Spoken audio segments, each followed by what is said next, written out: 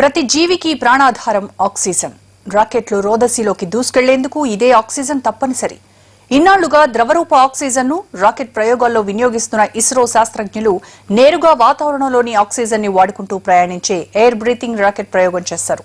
అది విజయవంతమైంది. ఈ ప్రయోగం ఇస్రో భవిష్యత్తును ఎలా ప్రభావితం చేయనుందో చూద్దాం.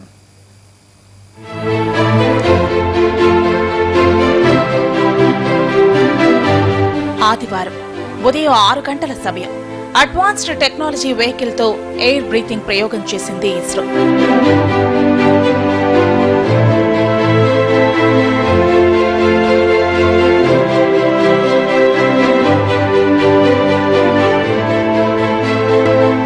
RH-560 సౌండింగ్ రాకెట్ కు స్వదేశీ పరిజ్ఞానంతో తయారు చేసిన తొలి స్క్రామ్ జెట్ ఇంటిజన్ ను అమర్చి షార్లోని సౌండింగ్ రాకెట్ కాంప్లెక్స్ నుంచి రోదసిలోకి ప్రయోగించారు.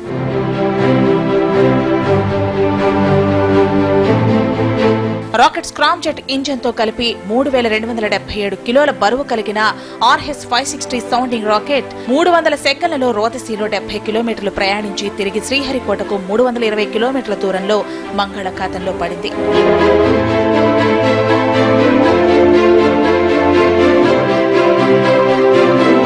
ఈ ప్రయోగాన్ని 2 దశలుగా నిర్వహించారు శాస్త్రజ్ఞులు. ఒక దశ బూస్టర్ రాకెట్ కాగా రెండో దశ హైడ్రోజన్ ఘన ఇంధనం కలిగిన రాకెట్. ఈ రెండో దశకు ఇరువైపులా స్వదేశీ పరిజ్ఞానం తయారు చేసిన స్క్రామ్ జెట్ ఇంజిన్ ని అమర్చారు.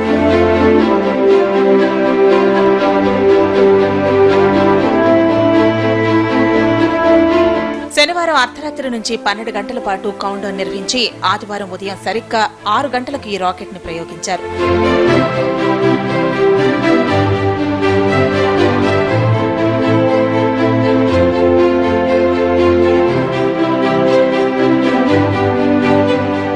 తొలి దశ తర్వాత రెండో దశ ఇంజిన్ పనిచేయడం ప్రారంభించింది. దీని తర్వాత 5 సెకన్ల పాటు స్క్రామ్ జెట్ ఇంజిన్ ని పనిచేయించారు. వాతావరణంలోని ఆక్సిజన్ ని గ్రహిస్తూ రాకెట్ సూపర్ సానిక్ స్పీడ్ తో శబ్ద వేగం కంటే 5 రెట్లు ఎక్కువ వేగంతో రోదసిలోకి దూసుకెళ్లింది. 5 సెకన్లతో పాటు పనిచేసేలా రూపొందించిన ఈ స్క్రామ్ జెట్ ఇంజిన్ శాస్త్రవేత్తల అంచనాలను అందుకోవడమే కాదు, మించింది కూడా. మొత్తం 7 సెకన్ల పాటు పనిచేయడం విశేషం. ఈ విజయంతో భవిష్యత్తులో రాకెట్ బరువు, ప్రయోగ ఖర్చు రెండూ తగ్గిపోనున్నాయి.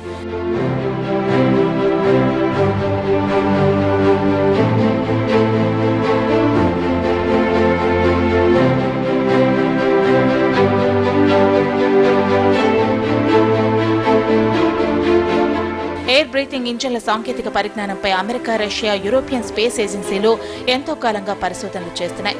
భారత్ తొలి ప్రయత్నంలోనే స్క్రామ్ జెట్ ఇంజిన్ ని విజయవంతంగా ప్రయోగించగలిగింది. ఇలాంటి ప్రయోగం చేయడమే కాకుండా విజయం సాధించిన 4వ దేశంగా పేరు సాధించింది. ఇస్రో చరిత్రలోనే ఇది కీలకమైన విజయం. భవిష్యత్ రాకెట్ ప్రయోగాల్లో ఇది విప్లవాత్మక మార్పులకు తొలి మెట్టుగా అభివర్ణించారు మన సైంటిస్టులు.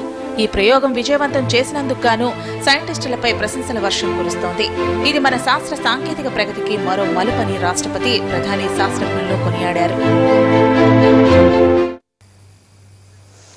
సాధారణంగా ఒక రాకెట్ బరువులో ఎక్కువ శాతం బరువు ఇంధనానిదే ఉంటుంది. ఇందులోనూ అత్యధిక బరువు ఆక్సిజన్దే అయి ఉంటుంది. ఇంత బరువు మోసుకెళ్లడం కన్నా ఆక్సిజన్ ని నేరుగా వాతావరణంలో తీసుకుంటే వాహన, నౌక బరువు, ప్రయోగానికి అయ్యే ఖర్చు రెండూ తగ్గే అవకాశం ఉంటుంది.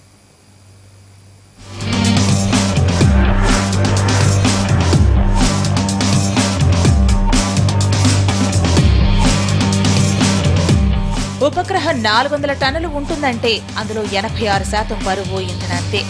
అందులో 70% బరువు ఆక్సిజన్ది అయి ఉంటుంది.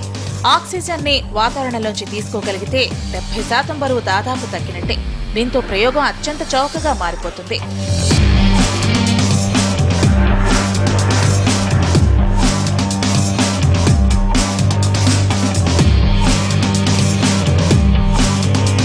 ఎప్పుడైతే 70% బరువు తగ్గుతుందో రోదసిలోకి తీసుకెళ్లే బరువు కూడా పెంచుకోవచ్చు.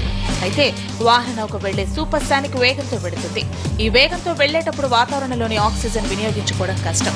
ఈ కష్టాన్ని సుసాధ్యం చేయడానికే స్క్రామ్ ఇంజన్ ను అభివృద్ధి చేస్తోంది ఇస్రో.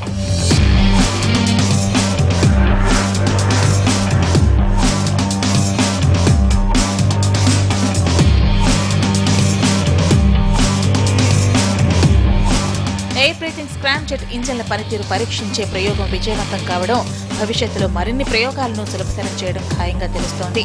ఈ టెక్నాలజీని రాకెట్లు, వాహన నౌకలు, రవాణాకు ఉపయోగించే స్పేస్ ప్లేన్లు, క్షిపణులు, ఇతర ఏ ప్రొపల్షన్ సిస్టంలోనైనా ఉపయోగించుకోవచ్చు. అయితే క్రయోజెనిక్ ఇంజన్లలో మాత్రం ఇది పనిచేయదు.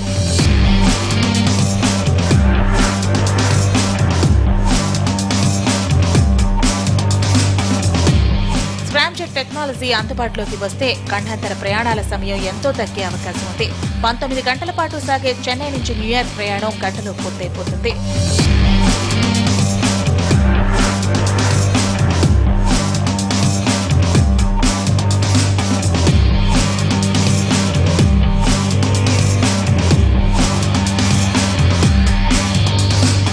ఇస్రో సాధించిన ఈ విజయం అబ్దుల్ కలాం కలను సాకారం చేయడమే.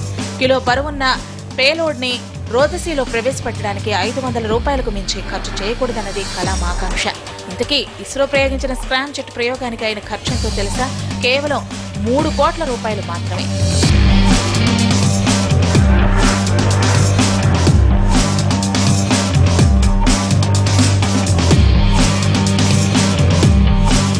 ఇస్రో ఈ టెక్నాలజీపై 2005 నుంచి పనిచేస్తోంది. అంటే దశాబ్దం పైగా చేస్తూ వచ్చిన ఈ ప్రయోగానికి అయిన ఖర్చు 35 కోట్లు మాత్రమే. ఇది చాలా చాలా తక్కువ మొత్తం. స్క్రామ్ జెట్ ను ఇప్పటికే ఉన్న GSLV వంటి వాటిలో ఉపయోగించే కన్నా కొత్త లాంచ్ వెహికల్ ని డెవలప్ చేసుకోవడం మేలంటారు మన సైంటిస్టులు. ప్రస్తుతం విజయవంతమైన ప్రయోగం ప్రాథమిక దశలో ఉందని, 5 సెకన్లు మాత్రమే సాధ్యం చేయగలిగామని, ఇంకా కొన్ని వేల సెకన్లకు పెరగాల్సి ఉందని అంటున్నారు.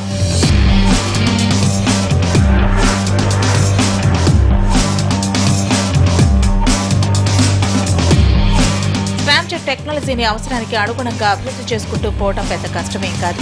ఎయిర్ బ్రీతింగ్ టెక్నాలజీ పూర్తి స్థాయిలో అందుబాటులోకి రావడాన్ని మరికొన్ని పరీక్షలు నిర్వహించాల్సి ఉంది.